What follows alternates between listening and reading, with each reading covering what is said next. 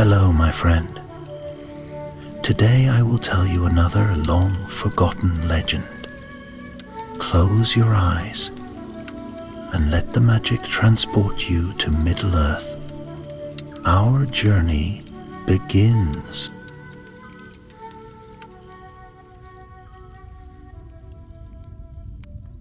In the deep twilight of the Second Age, when the stars above Middle-earth burned steady and cold like ancient watchfires, and the rivers still remembered the songs of the firstborn, a shadow moved once more across the east. It was not the swift darkness of night, nor the passing sorrow of a cloudy moon, but a dread that crept from the land of Mordor like smoke that cannot be grasped. Like a whisper that will not leave the ear, the land trembled beneath it. The trees, even those rooted in memory far older than the world of men, shivered with the knowledge of its return. There were those who knew the signs, the wise, the watchers, those who remembered. The elves, long-lived and sorrowful, beheld the gathering dark and knew its name. The men of the West, Númenóreans in exile, still bore in their veins the blood of a proud island lost to the sea, and their hearts stirred with echoes of that ancient defiance. Sauron, the servant of Morgoth, had risen again, and his eye, though lidless and without form, was fixed upon dominion, not by armies alone, but by fear he sought to conquer. But there were still lights in the world. Hope, though weathered, had not perished. In the fair lands of Lindon, Gil-galad, high king of the elves of the west, stood tall beneath the golden leaves of autumn. And in the north, in the realm of Arnor, Elendil the Tall looked eastward with eyes like storm-laden skies. Elendil, son of the Lost Isle, father of kings. He had survived the downfall of Númenor and brought his people over the bending seas on white-sailed ships that bore no name for their grief. When the time came, they did not hesitate. For though Sauron's power waxed and his armies swelled with orcs and fell beasts, though his stronghold Barad-dûr rose again like a black wound in the land, the free peoples would not stand idle. A final alliance was called, not in haste, but in memory and purpose. From the forests of Lothlorien came elven warriors, with hair like sunlit wheat and voices like the wind in leaves. From the stone cities of Gondor came soldiers in silver and sable, bearing the white tree upon their shields.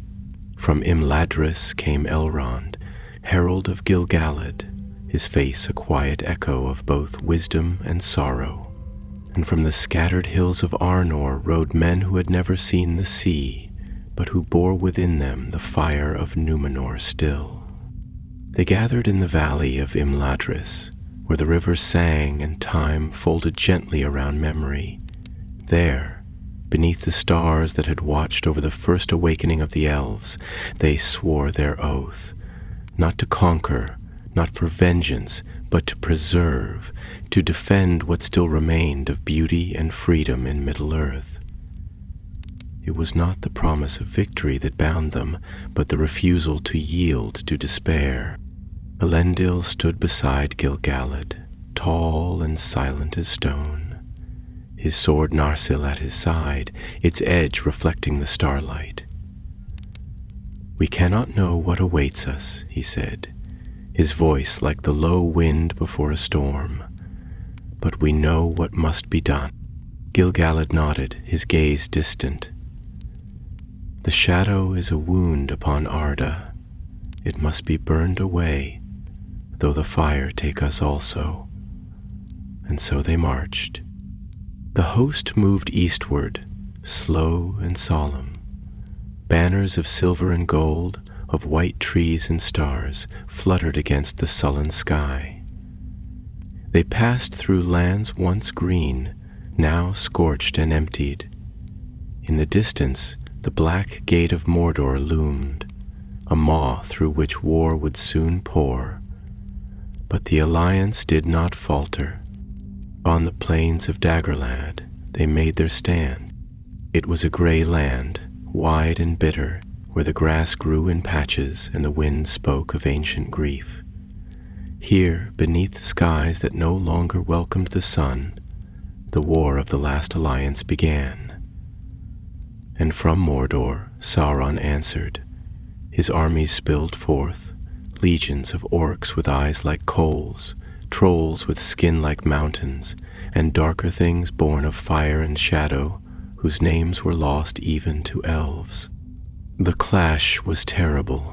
For days without end the field thundered with the ring of steel and the cries of the dying. The elves moved like light upon water, swift and sure, their arrows falling like stars. The men of Númenor held their ranks like iron walls, unyielding even as their brothers fell. Elendil fought at the front, his sword rising and falling like a beacon in the storm. And beside him, Isildur and Anarion, his sons, gave their strength to the cause with fierce, unrelenting courage. And Mordor answered with fire. Flames leapt from the ground. Creatures of ruin clawed their way from the ash, but the alliance pressed forward. Inch by inch, mile by mile, they drove the enemy back, until at last they came to the foot of the dark tower. Barad-dûr. It rose like a wound against the sky, a fortress of smoke and malice, its peak crowned with thunder and its foundations sunk into despair. Here the siege began. 7 years they stood before it, the alliance of elves and men, enduring every torment the Dark Lord could devise, famine and pestilence, nightmares that stalked the living, spells that twisted the very air, but still they stood. In the deep chambers of the tower Sauron brooded. He who had once worn fair form now cloaked himself in terror. He forged weapons of dread, sent forth emissaries of shadow, but he did not emerge. Not yet. In the camp of the Alliance, time slowed. Days passed like seasons. The dead were buried with songs that grew quieter each time. Yet hope endured, faint but unbroken. And among the watchfires Elrond walked, his gaze ever turned to the east, where a final reckoning waited like the hush before a storm. The land before Barad-dûr lay in a mournful silence, as if even the breath of wind dared not speak in the presence of such ancient evil. The sky was a lid of dull iron, pressing down on the plain with a weight that made even the strongest hearts weary. The very air tasted of ash and memory, of things long dead and never buried. The earth beneath the feet of the Alliance was blackened and cracked, its veins running deep with old fire, as though the mountain itself bled slowly, endlessly from wounds it had suffered in ages beyond recall. And above it all, the tower loomed, not merely a structure of stone, but a symbol, a monument to domination, a will made visible. It rose not with grace, but with hunger, a jagged spire of despair that seemed to lean toward the watchers below, as though it would fall and crush them for their defiance. Within the shadow of that fortress, the Alliance endured. Their camp was a small flicker of light beneath the smothering sky, a fragile defiance against the overwhelming dark. Fires burned low, guarded jealously, not only for warmth but for the small comfort they gave. The illusion, perhaps, that the world still turned, that the stars might one day be seen again through the ever-choking smoke. The tents of men and elves stood side by side, their banners tattered but upright, their watchmen silent but unblinking. Between those of the firstborn and the younger race of men, a quiet bond had grown, not one of loud camaraderie, but of shared sorrow, the kind that needs no words. It was on one such dusk, when the sky wept soot instead of rain, and the mountains glowed with a sullen red, that Elrond came again to the tent of Elendil. The High King of Arnor sat alone, his great helm resting beside him, his hand wrapped around a vessel of cool water drawn from the stream that barely trickled through the plain, a stream the elves had found, hidden beneath rocks and ruin, and coaxed to the surface again with songs so soft they were mistaken for wind.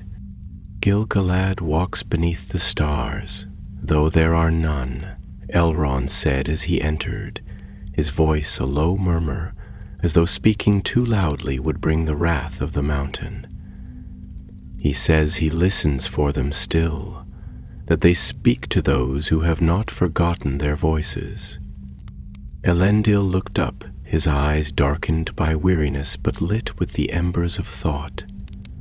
Then I envy him, for I have forgotten the stars. I remember their pattern, their stories, but not their light. When I try to recall them, it is as if I am reading from a book whose pages have all turned blank. Tell me, Master Elrond, do the stars grow fainter when evil waxes strong? Or do we merely lose the eyes to see them? Elrond stood silent for a moment, letting the question hang in the air like smoke that refused to rise. Then he stepped forward and knelt by the brazier, feeding it a twist of dry root that flared briefly in gold and blue. Perhaps both, he answered at last, his eyes catching the reflection of the flame. The Valar speak of sight as a mirror, not a lantern. We see by the light we carry within, and yet even the brightest mirror is clouded by shadow when the source of the shadow stands close enough. Elendil considered that in silence. Then, after a long breath, he leaned back in his chair, his great shoulders sinking as if the weight of the world lay upon them. "We have stood here 7 years," he said, and his voice bore the weight of each one. 7 winters beneath a sunless sky, 7 springs where nothing blooms, 7 summers of dry air that cracks the lips and sears the soul, and still he does not come. He sends his beasts, his plague, his fires, but he does not come.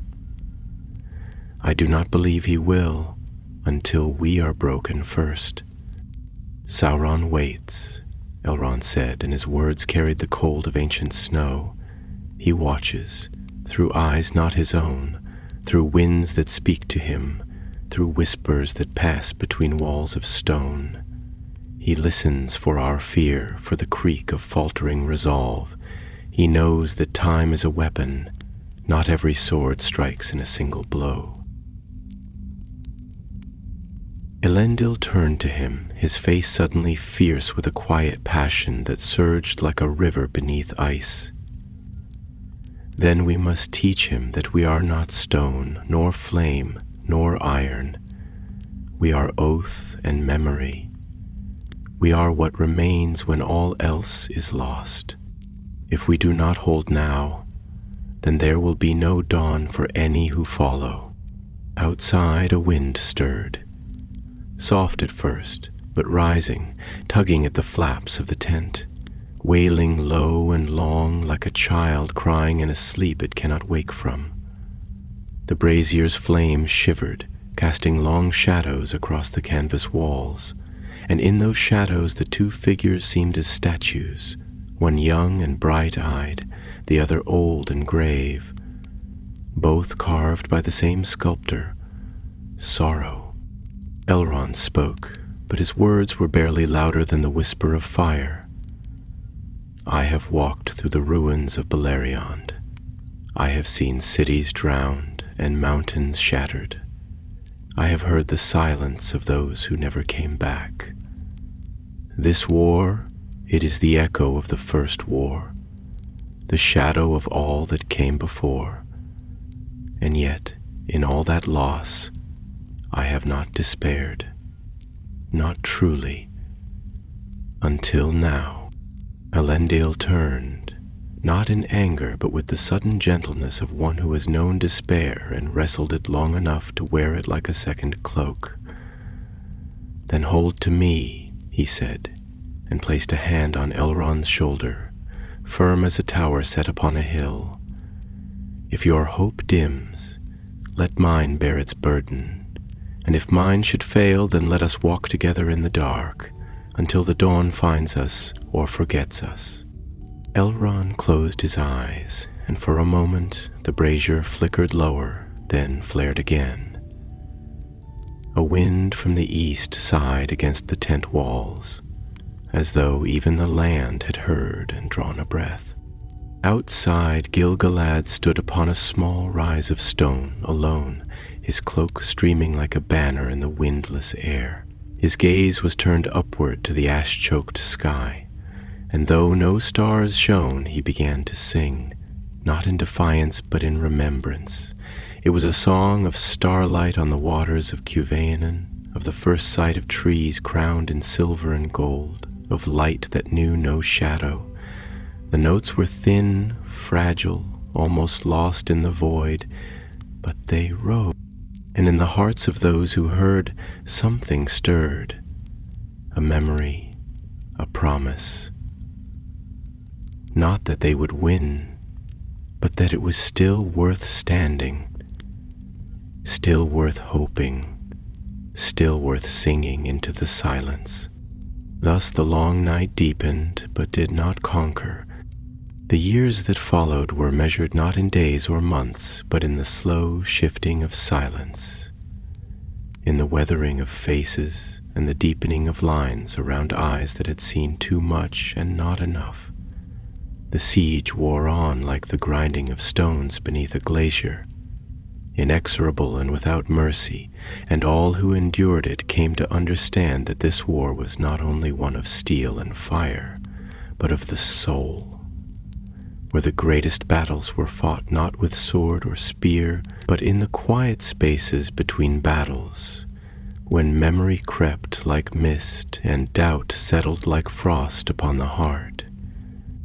Within the ring of tents that dotted the bleak field before Barad-dûr, life had settled into a rhythm so subdued, so haunted, that it felt less like living and more like an echo of it. Elves moved through the camp with the grace of dancers who had long forgotten their music, while the men, grim and weary, wrapped themselves in the cloak of duty, their voices low, their laughter all but vanished, replaced by the weight of waiting and the knowledge that any day might be the one that ended them. There was, however, one fire that still burned with unrelenting heat, even if it did not blaze as brightly as before. And it dwelled in Isildur, son of Elendil, a man carved not of marble or myth, but of sorrow and steel, whose heart beat with the fervor of his ancestors, and whose eyes held the storm-tossed light of the sea that had swallowed Númenor.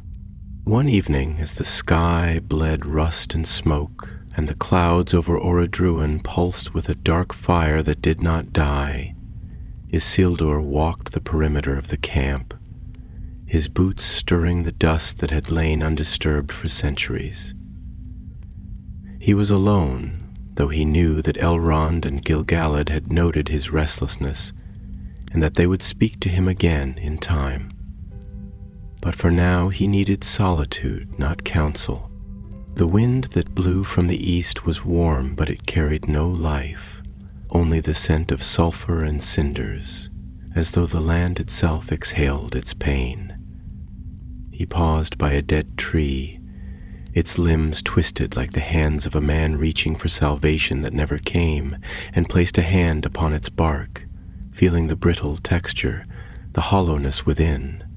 It reminded him, oddly, of the halls of Armenelos before the fall, majestic on the surface, but beneath, riddled with pride and rot. Behind him, soft footsteps crunched against the gravel. He did not turn, but he knew the sound. "Elrond," he said, his voice low, half a whisper, half a challenge. "You follow like the wind, never seen but always felt."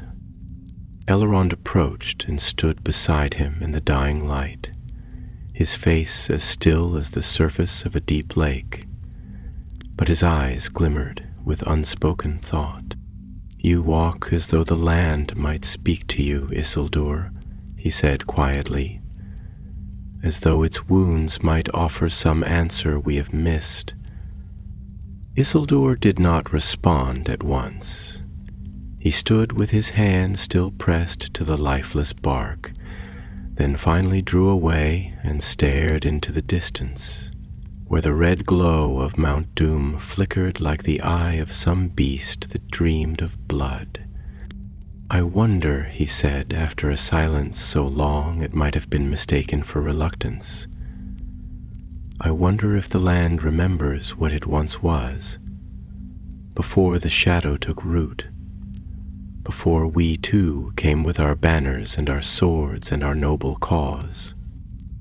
Does it know the difference between the footsteps of tyrants and those of kings? Or is it all simply wait to be endured until the mountain swallows us all?"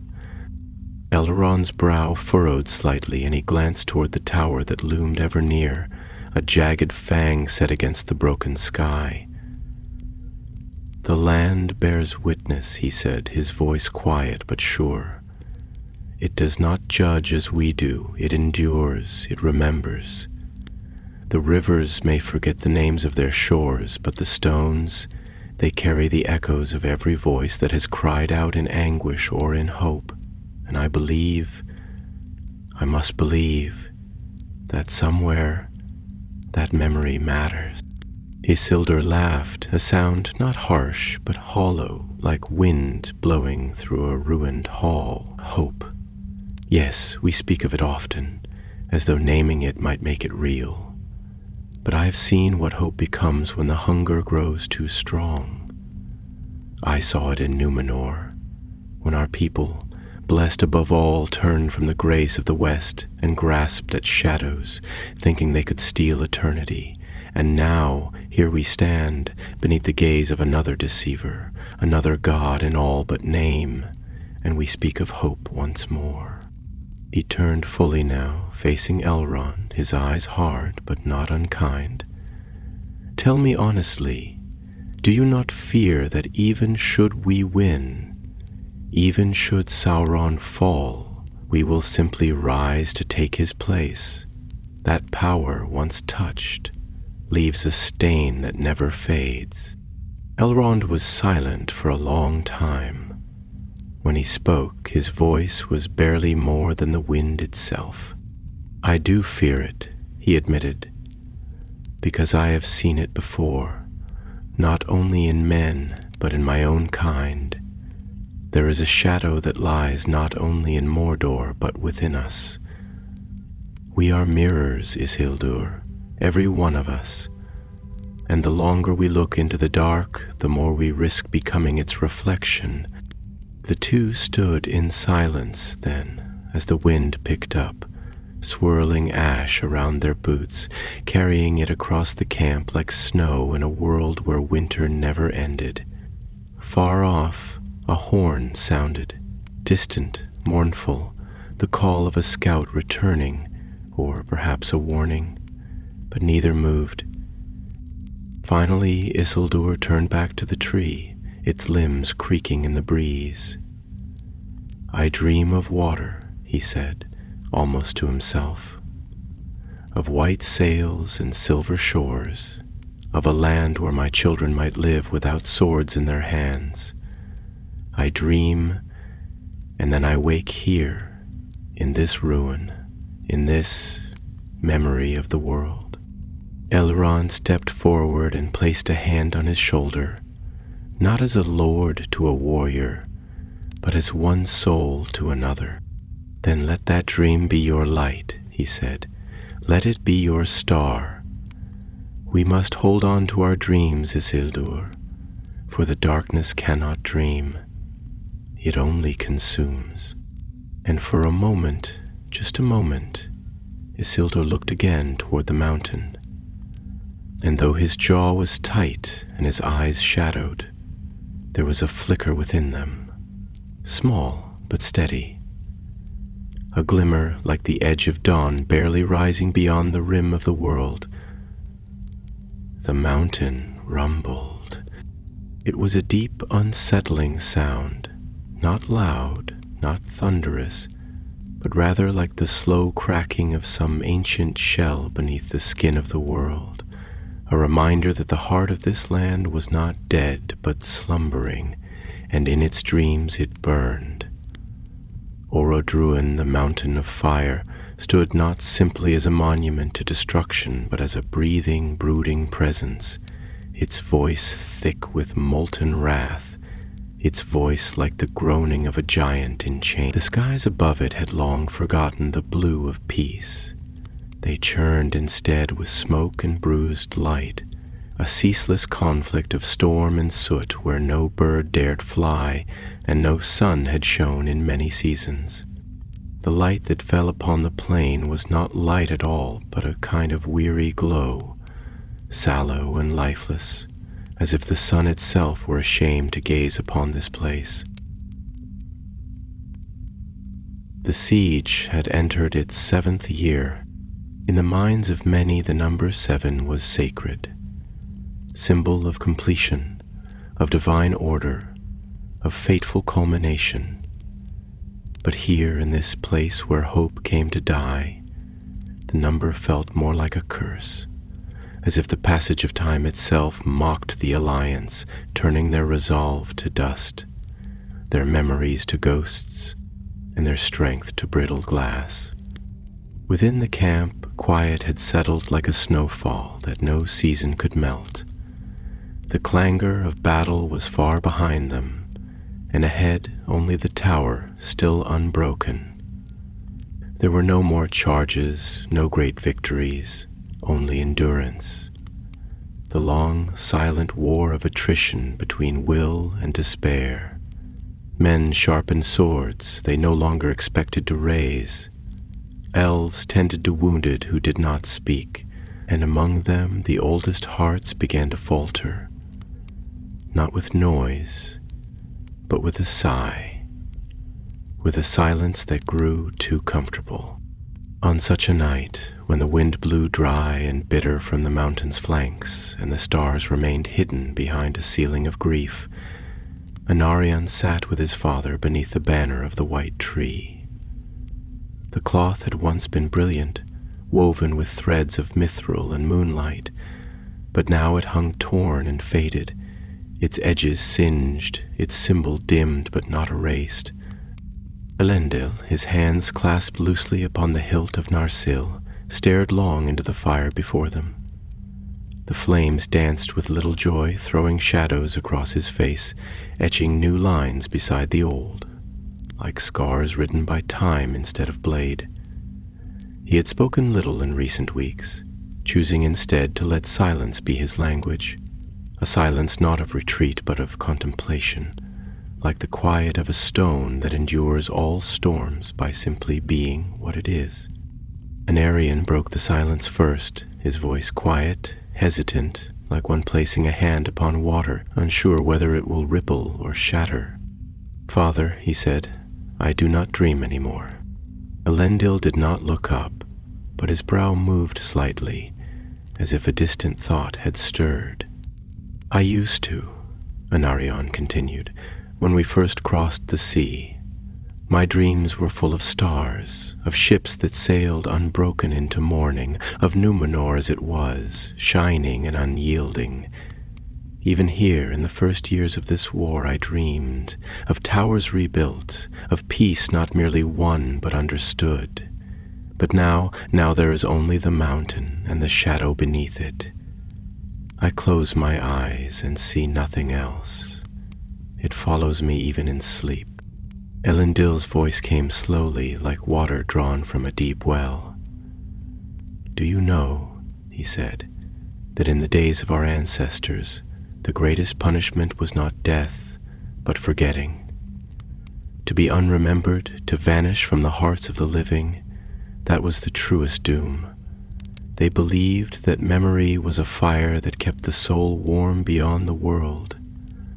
I think perhaps dreams are part of that fire, Anarion turned toward him, the firelight catching in his eyes. Then what are we if the fire goes out? For a long time, Elendil said nothing. He sat very still, his gaze fixed upon the embers, as though trying to read a truth written in ash.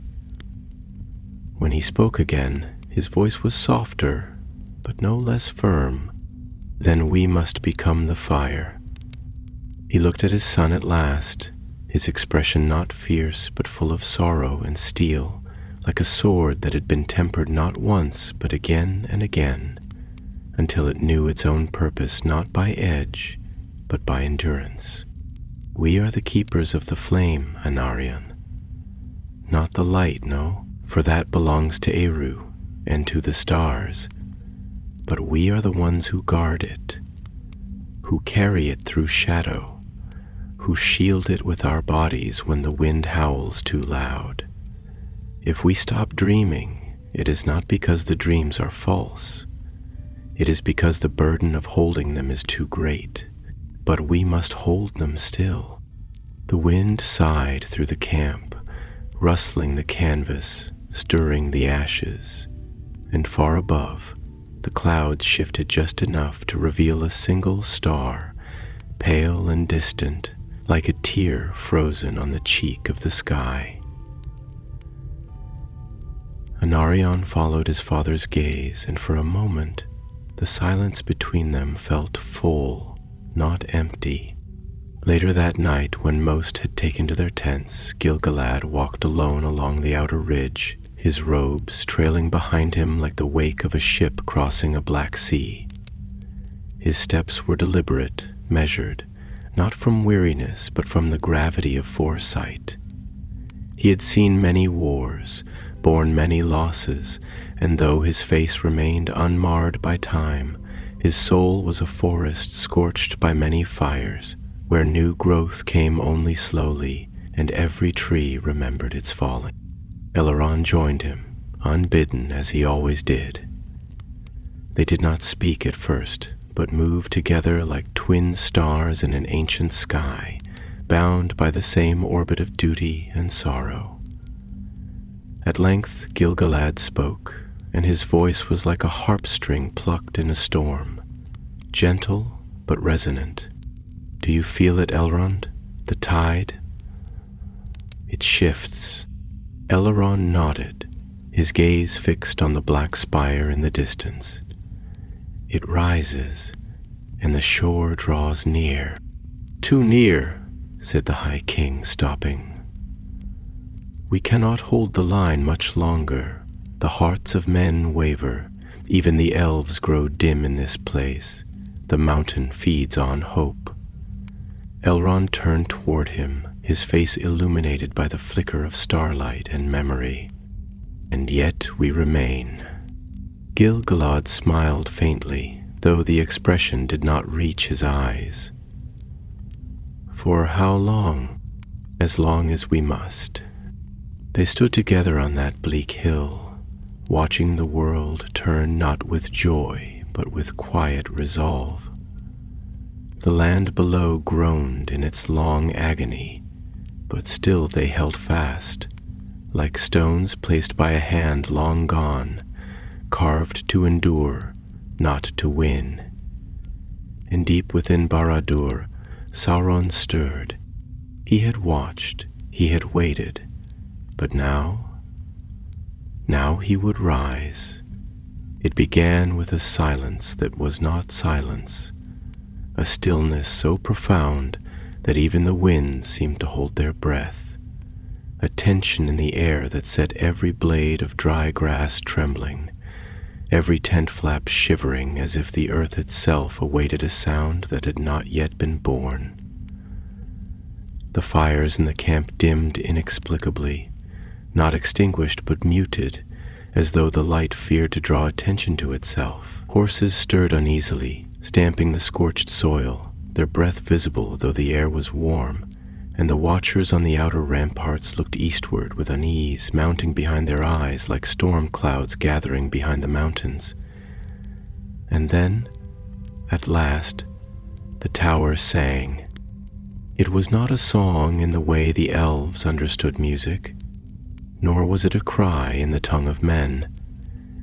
It was a resonance, a note struck from the deepest chord of despair itself, a vibration that passed not only through the ground, but through the bones, through the heart, through the very marrow of those who heard it. Barad-dûr, ancient and abhorrent, alive in a way no structure should be, pulsed with power, its stones groaning and flexing as if the tower drew breath, and from its summit, shrouded in shadow, wreathed in storms that wept fire instead of rain, Sauron stepped forth, not as he once was, fair of form and subtle in his deceits when he had beguiled kings and whispered into the minds of proud hearts, but terrible and unhidden, a figure forged of darkness and fire, cloaked in the remnants of stolen glory,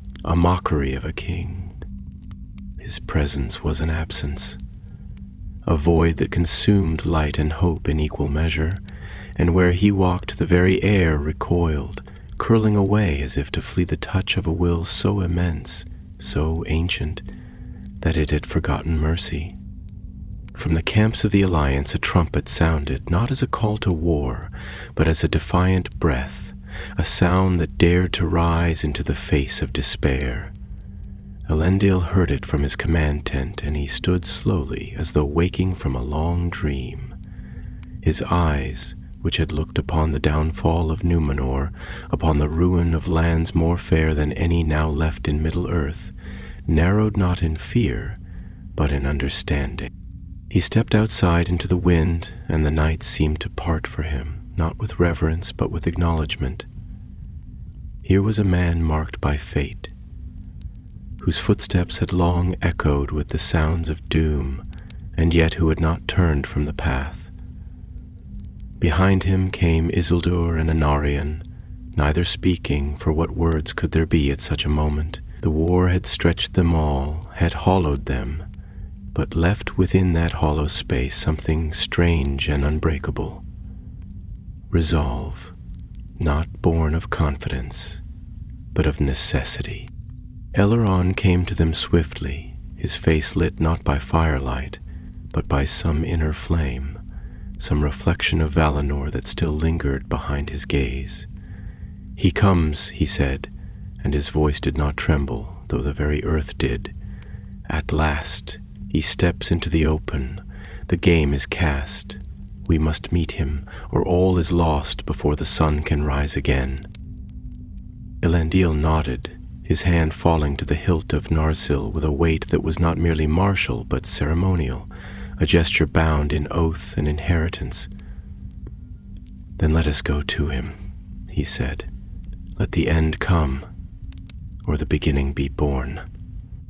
They rode not in silence, but in solemnity, a company of the greatest lords of Middle-earth, moving through the camp like the last leaves of autumn carried by a wind that knew winter was near. The men watched them pass and did not cheer, for this was not a march of glory, but of reckoning. The elves sang no songs, but bowed their heads, their voices hushed with the weight of memory and mourning. Even the stars above, long hidden, seemed to peer through the smoke, distant and faint, as if unsure whether they should bear witness. And before the black gate, beneath the looming tower that watched with lidless malice, they found him waiting. Sauron. He stood alone, yet his presence filled the plain, a figure wrought of darkness more than flesh, his armor a shifting mirage of metal and flame, shaped like the ruins of the world's first fire. No eyes were visible beneath his helm, yet all felt his gaze, probing, peeling, understanding. And when he spoke, it was not with voice, but with will, his words entering the mind like heat into a wound, impossible to ignore, and deeply, deeply wrong. Elendil, came the thought, echoing across the plain like a tolling bell, son of the fallen isle, you stand again before a power you cannot comprehend. Have you learned nothing from your ruin? Elendil's voice, when it came, was steady and clear, like a river that has cut through stone for centuries. I have learned that power without love is a lie, and that kings who would rule by fear do not build, but only devour. Sauron laughed then, and it was a sound that cracked the ground. Love, is that what you have brought me? A final offering of sentiment and dust? You think yourselves champions of the light, but you are only embers, flickering in a wind you cannot command. Bow to me, and I will spare what remains of your line. Isildur stepped forward then, his eyes flashing not with arrogance, but with something quieter, deeper, an inherited sorrow sharpened into resolve. You mistake endurance for weakness, he said. You mistake silence for surrender. But we have walked through fire to reach you. We have borne the ruin of our world, and still we come, not to beg, not to kneel, but to end this. And from Gil-galad came the final voice, soft as silver rain on ancient leaves, yet more cutting than any blade. You were once among us, Sauron. You knew the music of the stars. How low you have fallen, to twist that song into chains. Sauron raised his hand, and the sky above seemed to scream, lightning flashing from cloud to cloud, illuminating his form in brief, terrible glimpses. Then come, he said, though no word passed his lips. Come, and test your light against the last of the dark. Let the world break upon your hope. And the battle began, not with a charge, not with a cry, but with a meeting of wills so fierce that the very world seemed to bend. Elendil and Gil-galad, side by side, blades drawn, stepped into shadow. They did not look back. The clash was not like other battles, for it was not merely fought with weapons or bodies or strategies wrought by clever captains.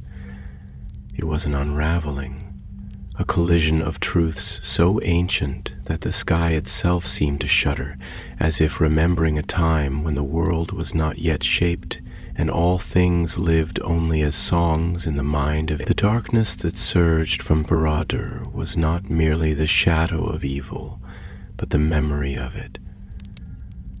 The concentrated hate of an age that had never been healed, and it moved not with speed but with certainty, like a tide rising not to destroy but to claim. And Elendil, tall and terrible in his sorrow, strode into it with the grace of one who has nothing more to lose, only oaths left to fulfill. Beside him, Gil-galad shone not with joy, but with the kind of light that comes after morning, the glow of a star seen through mist, beautiful but unreachable. Together they advanced, not toward glory, for that had long since burned away, but toward something quieter, heavier, the burden of finality. Their swords gleamed in the half-light, catching what remained of the world's color like vessels, desperate to preserve even the smallest sliver of what was beautiful before it was devoured. Around them, the armies had erupted into chaos, but not disorder. It was a fury too precise, too desperate to be called disarray. Elves and men fought not with the certainty of victory, but with the clarity of necessity. The enemy was endless, an ocean of orcs in monstrous shapes, of fell spirits clothed in broken forms, of fire and ash and ancient rage.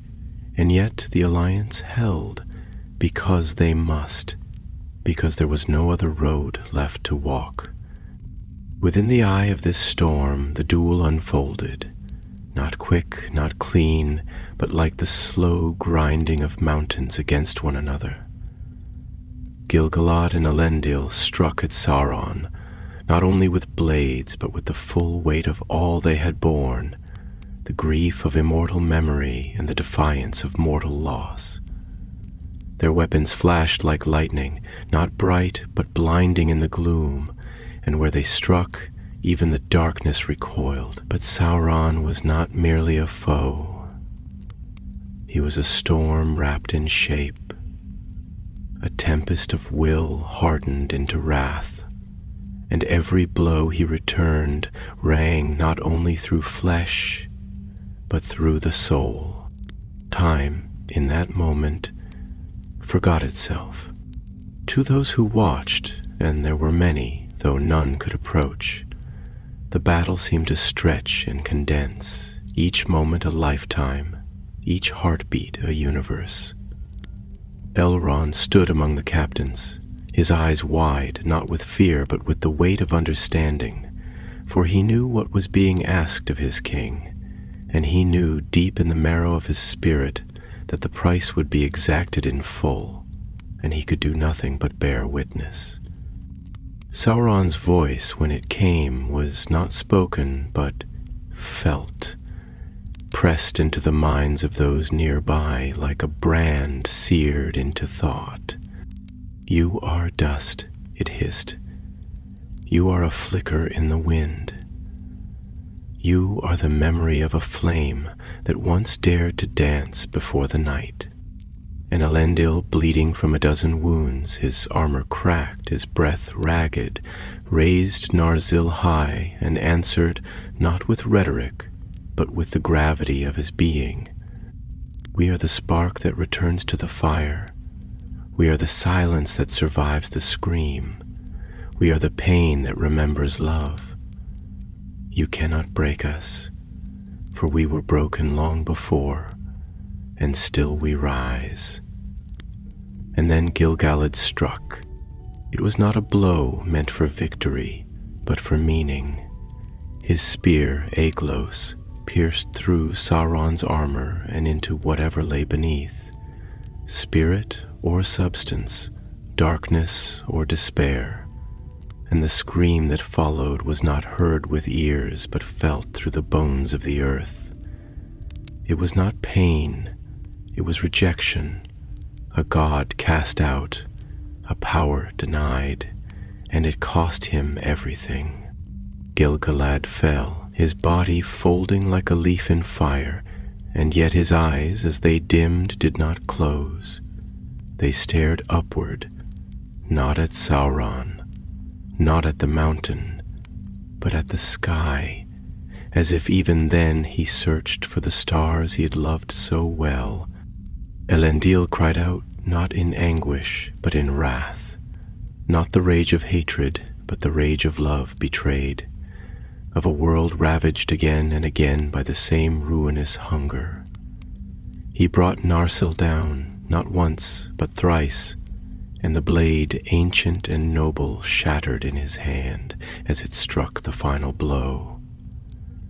Sauron staggered, not slain, for he could not be slain in such a way, but unbodied, cast out, his form collapsing in upon itself like a flame robbed of air. The great helm fell, the black gauntlets crumbled. The shadow coiled, then fled, not with speed, but with finality, leaving behind only the ring. It lay where Sauron had fallen, gleaming with an innocence it did not deserve. It was small, so terribly small, too small to bear the weight of the world, and yet it had a circle of gold, unmarred, unbroken, and utterly wrong. Elendil lay beside it motionless, and it was Isildur who ran to him, stumbling over rock and ruin, his cry tearing through the air. "Father," he fell to his knees, cradling the body of the man who had led them through fire and flood, who had crossed a broken sea not to escape death, but to meet it on his own terms. Elendil was still, his face peaceful, his hands open as if in release, and beside him in the dust, Narsil's shards gleamed like fallen stars. Elrond reached them moments later, his own heart aching with 1,000 unspoken things, his hand falling upon Isildur's shoulder. But Isildur did not weep. His eyes, though brimming, were fixed upon the ring. "This is his," he said, his voice quiet, as if afraid to wake something. "This is his strength, his soul, his will. It should be destroyed." Elrond nodded. "Yes," he said. "It is bound to him. As long as it remains, he is not gone. We must take it to the fire." Isildur held it up, and in the strange, dim light of Mordor it caught a glimmer, not bright but subtle, a whisper of power, a hint of things promised. And Isildur hesitated. The silence that followed the fall of Sauron was not relief, not the kind of silence that comes when danger has passed, nor the quiet joy of a storm finally spent. It was a deeper, older kind of stillness, the kind that clings to the hollows left by greatness lost and wounds not yet healed. A silence filled not with peace, but with questions. The battlefield, once thunderous with steel and fire, now lay still beneath a bruised sky, and even the mountain, Orodruin, whose fury had lit the heavens with crimson and smoke, seemed to draw in its breath, as though uncertain of what the world would become without the will that had once stirred its veins. Isildur stood at the heart of that silence, alone though surrounded by the fallen, and before him the ring gleamed like a fallen tear that did not dry, a perfect circle nestled among the ash and broken stone. It shone with no light of its own, and yet it caught every flicker, every glint of dying firelight and fading sun, as if it hoarded brightness, claimed it, turned it inward. He stared down at it, his hand still extended, the golden band resting lightly in his palm, as if it had always known it would end here, as if it had waited through war and ruin to come to this hand, this moment, this choice. Elrond was beside him, though even he, wise beyond reckoning, seemed unsure how to speak. His breath rose slow in the cooling air, and he looked not at the ring, but at Isildur, as though he knew that no word could touch the metal, but that perhaps a voice could still reach the man. "You know what it is," Elrond said at last, and his voice was not commanding, but pleading. Quiet, weary, filled with the ache of a long burden borne too long. "You know it is not gold but shadow. You know it is not a treasure but a wound, one that bleeds not outward but inward, into the soul of whoever dares to claim it." Isildur did not answer at once. His gaze remained fixed on the ring, and the wind, soft and smoky, brushed against his hair and the hem of his cloak-like fingers, trying to pull him away or draw him closer. He could not tell. The battlefield stretched out behind him, littered with the broken shapes of friend and foe alike, and the mountain, distant but ever present, loomed like a conscience given form. "I know," Isildur said at last, his voice roughened by more than grief. "I know what it is. I feel it. Even now it speaks to me, not with words, not like Sauron's voice, not so crass, but with something deeper. It is like a mirror that does not show you your face, but the face you wish you had. It shows you what you could be, what you almost were, if only." He trailed off, and Elrond stepped closer, though his voice remained soft. "If only what?" "If only I had been stronger," Isildur said, and now he looked at Elrond, his eyes bright with a terrible kind of clarity. "If only I had been wiser. If only the world had not broken again and again before my feet. It whispers to me of healing, Elrond, not conquest. It promises restoration, to make right what has been torn, to give meaning to sacrifice, to bind the wounds of a world too long sundered. Is that not what we have fought for? Elrond's hand trembled, but not with fear. No, that is the lie. It does not heal, it only holds. It freezes, it traps. It does not mend the broken thing, it makes the brokenness into a monument, and then forces all the world to worship it. That is not peace, that is stasis, that is death without the dignity of silence. Isildur looked down again, his fingers closing slightly around the ring. I have lost everything, he whispered. My brother's blood still stains my hands. My father lies broken beside me, and his sword, his blade that was meant to preserve all that we are, lies in pieces. We have won, and I feel only emptiness. Elrond stepped forward, his voice fierce now, not in anger, but in compassion sharpened by sorrow. Then cast it away, into the fire. Let it go, Isildur. You do not need to carry this. You have borne enough. Let the world be free of this last chain. Let the mountain cleanse what no sword can. The ring seemed to gleam brighter, as though hearing these words, as though protesting, and Isildur's grip tightened. You do not understand, he said, and his voice was different now, lower, touched with something perilous, though not yet fallen. It came to me. I did not seek it. It is a token, a legacy, a sign that I have endured what others could not. If I cast it away, what remains? What proof do I have that this war, this agony, this ruin meant something? Elrond shook his head, his expression stricken. Meaning does not live in things, Isildur. It lives in choices, in love given and grief borne, in the quiet refusal to become what the darkness demands. Meaning is not kept, it is lived. Isildur turned from him, and the mountain, ever watching, sighed once more. A breeze rose from the crater's edge, hot and thick, filled with the breath of the earth's molten heart. The air shimmered with the scent of smoke and stone and secrets older than language.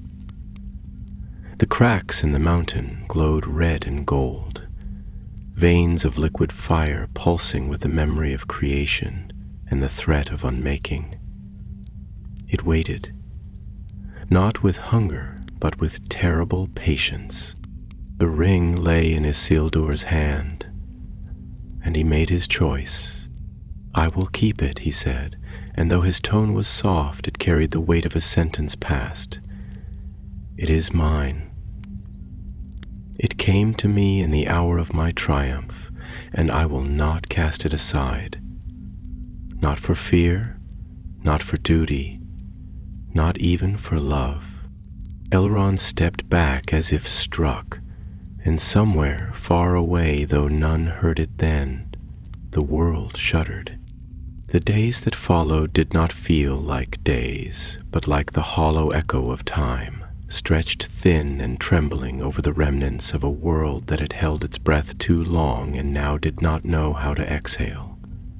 The battlefield was cleared in solemn silence, the fallen borne on litters of linen and memory, their names whispered into the smoke-laced wind, committed not only to history, but to mourning, a mourning that had no song, no end, only the quiet grief of those who lived on. And in the center of it all, beneath the shadow of a mountain that had ceased its fire but not its gaze, Isildur remained, crowned by blood and silence alike.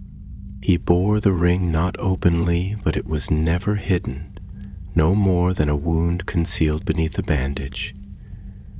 Those around him did not speak of it, not out of ignorance, but from the strange instinctive caution that arises when one stands too near a cliff's edge, or hears a child crying in a forest without a source. The ring had a weight that could not be measured, a gravity not felt by the flesh but by the soul, and wherever Isildur walked, it walked with him, not behind nor beside, but within. The shards of Narsil were laid reverently in a casket of stone and silver, and Elrond, though still silent from the wound of Isildur's choice, stood at the ceremony with a stillness more profound than stone, his hands folded before him, his eyes fixed not on the broken blade, but on the man who had once held it. Later, when the tents were struck and the armies turned westward, Isildur stood upon a ridge and looked back toward Mordor, toward the tower that lay broken and the mountain that still breathed its sullen sighs. He said nothing for a long time, not even to his kin, though they waited near, his brother's son, his soldiers, his captains.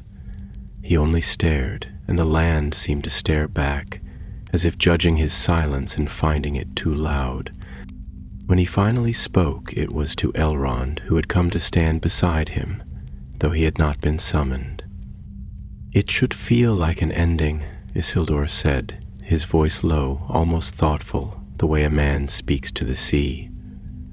"All this death, this ruin, the darkness torn down, it should feel like a door closed, a wound sealed, but it does not.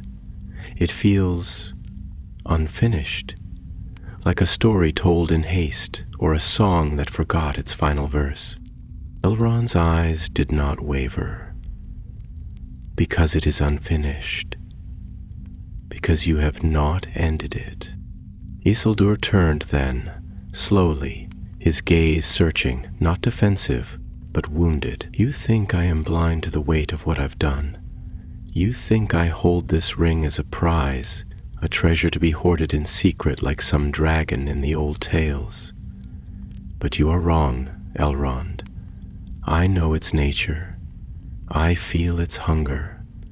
Every moment it rests against my chest, I feel it whispering, not with words, not even with thoughts, but with images, with desires not quite my own. It does not speak of power, not to me.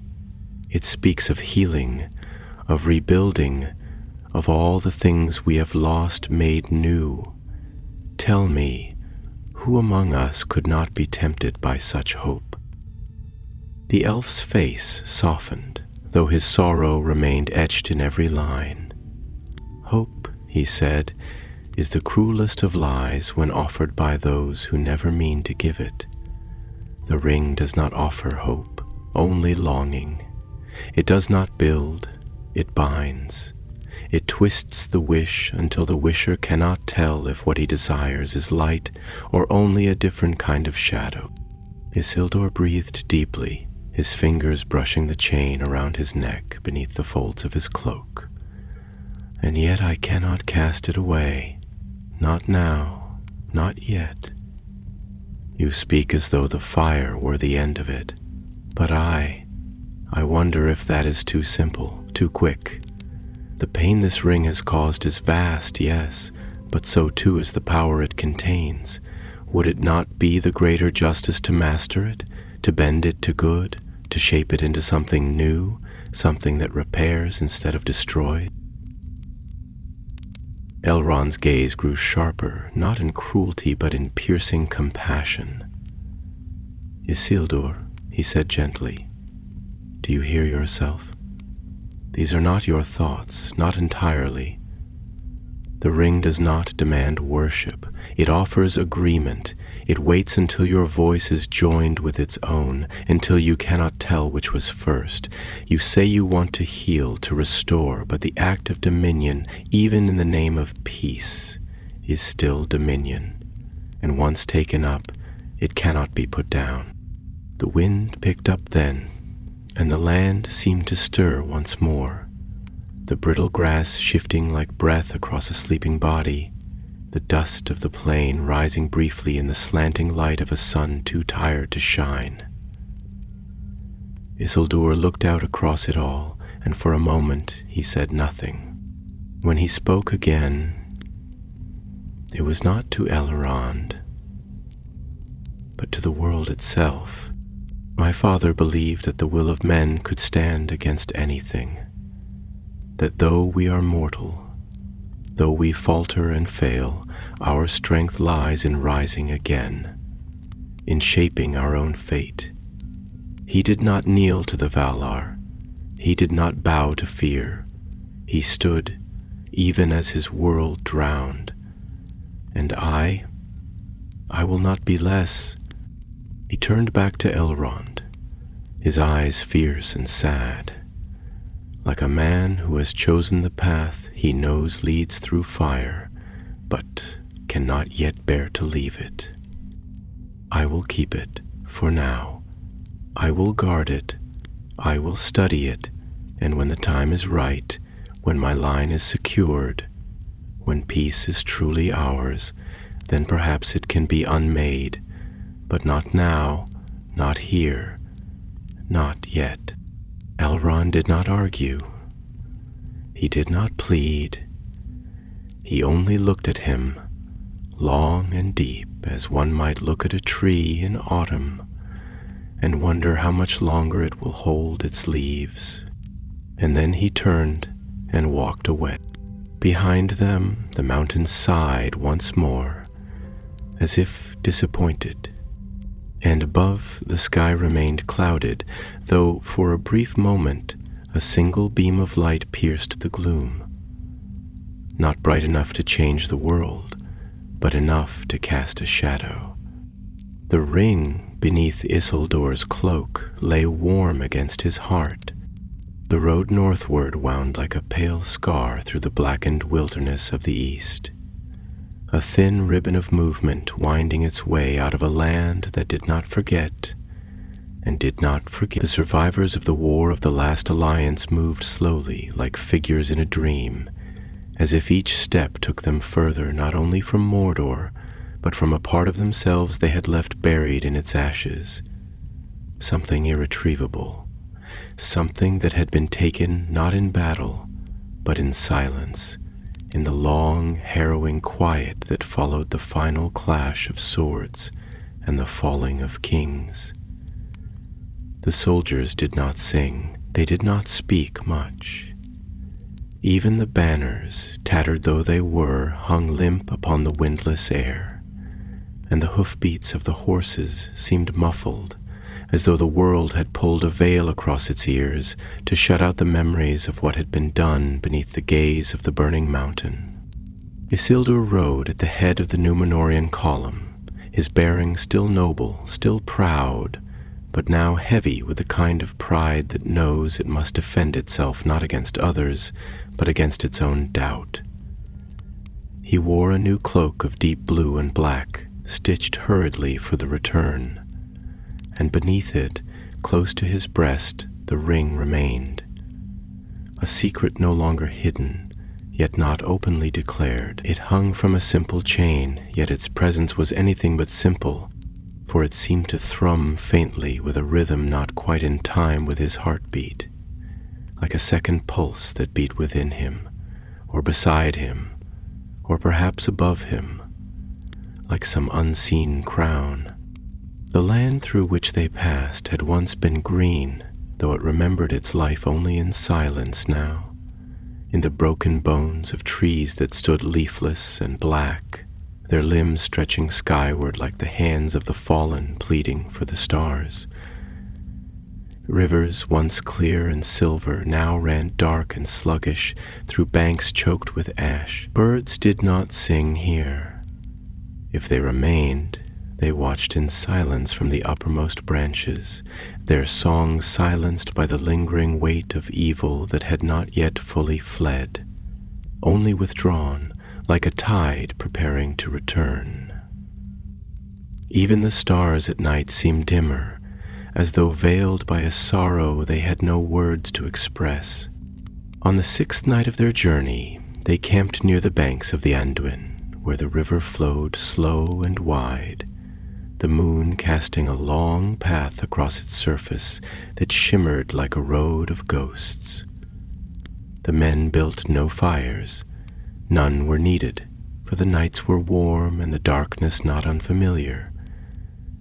Isildur stood apart from the rest, his gaze fixed upon the water, his thoughts as turbulent and tangled as the currents that moved beneath its glassy surface. It was then that Otar approached, his squire and shield-bearer, younger by many years, yet older now in ways that war had taught him, as it teaches all who endure it. He stood at a respectful distance, uncertain, until Isildur spoke without turning. "Come, Otar. The river doesn't mind the sound of footsteps." The young man stepped closer, his voice hesitant but genuine. "My lord, you have not slept. Not truly. I've watched. Even when you close your eyes, your hand never leaves your chest." Isildur smiled, faintly, but the smile did not touch his eyes. "The burden of kingship, Otar. We carry the realm within us, its pain, its hope, its weight." There was a long pause, filled only by the rustle of the river and the soft whisper of reeds. Otar glanced at the pendant hidden beneath Isildur's cloak and dared a question few would have spoken aloud. "Do you trust it?" Isildur did not answer immediately. He crouched by the river's edge, scooping a handful of water and letting it run through his fingers, watching the moonlight catch on each droplet, like memory fleeing the hand. "I trust nothing that speaks without voice," he said at last, "but I believe that it was given to me for a reason, that in the end, even the darkest of things may serve the light if wielded with wisdom." Oros looked troubled. "But can shadow be shaped into light? Or does it only change the shape of the darkness that follows?" Isildur looked up at him, and for a moment there was no king in his eyes, only a man, tired, haunted, uncertain. "That is the question we have all been born into, Otar. Even the elves, long-lived and wise, do not know the answer. And perhaps there is no answer, only the choosing." They said no more, for what more could be said? The next morning dawned gray and overcast, the mist thick upon the water like breath upon a mirror. They broke camp and continued northward, and though the river ran beside them, it no longer seemed companionable. There was a hush upon the company, an unease none dared name. And then, in the vale of Gladden Fields, the silence was broken, not by word, but by arrow. The ambush came swiftly, brutally. Orcs, remnants of Sauron's scattered legions, feral and hungry for vengeance, descended from the hills with a hatred unquenched by their master's fall.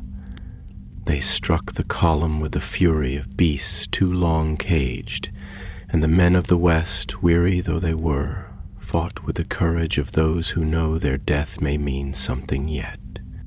Isildur fought like a lion cornered, his blade flashing in the mist like lightning made metal, and he called to his men to rally, to stand, to remember the fire they had survived.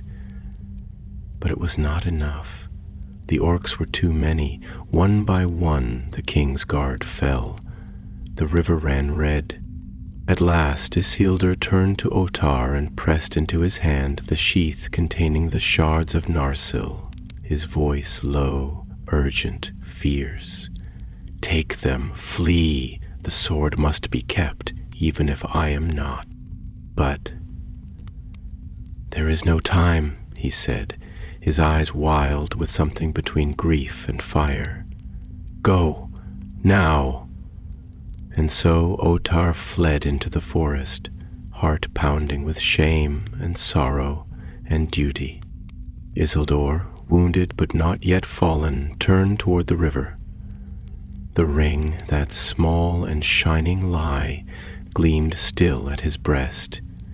He hesitated only for a moment, and then slipped it upon his finger and vanished. But the ring had its own will and its own hunger.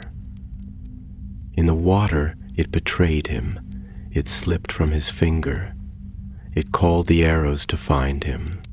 And so the last king of the last alliance fell, not upon the battlefield of Mordor, but in the quiet reeds of a nameless bend in the river, unseen, unsung, save by the water and the will of the thing he had chosen to keep.